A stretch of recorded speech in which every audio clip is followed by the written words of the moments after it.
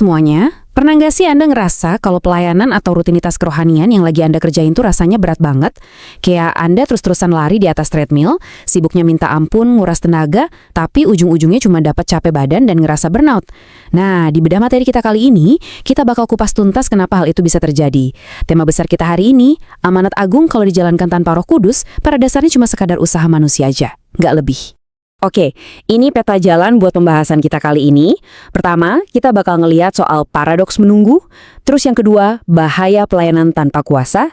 Ketiga, ketidakberdayaan tanpa Roh Kudus. Dan terakhir, kita bakal mendiagnosis gereja di masa kini. Intinya, kita mau ngelihat pergeseran krusial antara sekadar melakukan sesuatu buat Tuhan, pakai tenaga kita sendiri, versus ngelakuin itu melalui kuasanya.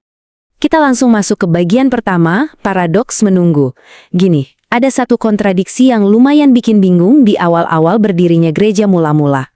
Coba deh perhatiin, ini benar-benar paradoks. Di satu sisi, Yesus ngasih perintah yang skalanya global, pergi ke segala bangsa. Urgent banget kan? Tapi, pas setelah itu instruksinya malah putar balik 180 derajat. Dia bilang, berhenti dan tunggu. Coba pikirin, kenapa misi nyelamatin dunia yang semendesak itu justru diawali dengan perintah buat nginjak rem dalam-dalam? Kalau kita baca di Kisah Para Rasul 1, di situ dicatat perintah tegas dari Yesus buat menantikan janji Bapa. Yang bikin takjub adalah, para murid ini kan bukan anak kemarin sore ya. Mereka tuh udah bareng-bareng sama Yesus selama 3,5 tahun. Mereka dengar sendiri pengajarannya, lihat langsung mujizatnya. Tapi, toh, secara fundamental, Yesus tahu persis kalau mereka itu belum siap. Dan ini ngebawa kita ke satu realitas yang cukup menohok. Mandat ilahi itu butuh kuasa ilahi. Titik. Pengetahuan, pengalaman, atau strategi sematang apapun nggak bakal pernah cukup. Kalau kita cuma modal pengalaman manusiawi buat melangkah, itu sih sama aja kayak lagi nulis resep pasti menuju burnout rohani. Nah, sekarang di bagian kedua, bahaya pelayanan tanpa kuasa. Sebenarnya, apa sih yang bakal terjadi kalau kita cuek sama perintah buat menunggu dan nekat jalan pakai kekuatan sendiri? Coba perhatiin analisa tajam dari pendeta Gede Widiada ini. Sering banget kan kita lihat aktivitasnya banyak tapi dampak rohaninya nol besar. Program gereja kelihatan megah, jalan terus, tapi nggak ada transformasi hidup yang nyata. Gereja bisa aja jadi tempat paling sibuk setiap akhir pekan, tapi ternyata bener-bener tumpul waktu bersentuhan sama masyarakat. Sayangnya, gampang banget buat kita kejebak. Kita sering mikir kalau kesibukan organisasi itu sama dengan dampak spiritual. Padahal ya, keduanya tuh beda jauh. Terus seberapa parah sih masalah ini? Tahun 1950, teolog A.W. Tozer pernah ngeluarin pernyataan yang jujur aja lumayan bikin merinding. Dia bilang gini, kalau Roh Kudus ditarik dari gereja hari ini, 95% aktivitas kita bakal tetap jalan terus tanpa hambatan. Biarin angka 95% ini meresap dulu di pikiran kita. Berarti, pada dasarnya kita udah nyiptain sebuah mesin pelayanan otomatis yang bisa beroperasi penuh tanpa butuh Tuhan sama sekali. Ngeri kan? Tapi coba deh bandingin sama gereja mula-mula. Tozer negasin kalau Roh Kudus ditarik dari mereka waktu itu, 95% dari aktivitas mereka bakal seketika berhenti. Berhenti total.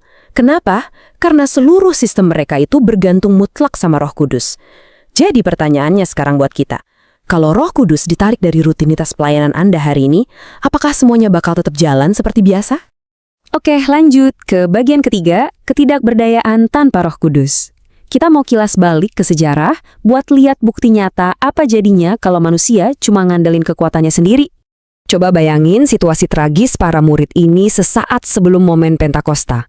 Pintu-pintu ruangan dikunci rapat-rapat karena mereka ketakutan. Ini ironis banget, orang-orang ini adalah orang yang sama yang baru aja ngelihat realitas surgawi turun ke bumi, sekarang malah meringkuk ketakutan di balik pintu kayu. Kalau dipikir-pikir, di satu sisi pengetahuan eksternal mereka tuh nggak ada duanya. Mereka lihat Lazarus dibangkitin, 5.000 orang dikasih makan dari beberapa roti, Yesus jalan di atas air.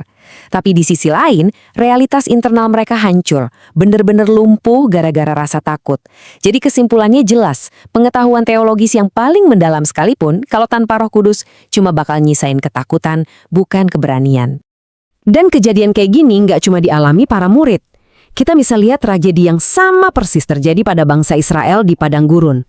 Mereka semua jalan di bawah perlindungan awan, nyebrangin Laut Merah yang terbelah, tapi sebagian besar dari mereka malah tewas di Padang Gurun itu. Ini contoh tragis lainnya tentang gimana orang bisa punya simbol-simbol luar biasa dari kehadiran Tuhan, tapi hatinya nggak bergantung sama Dia.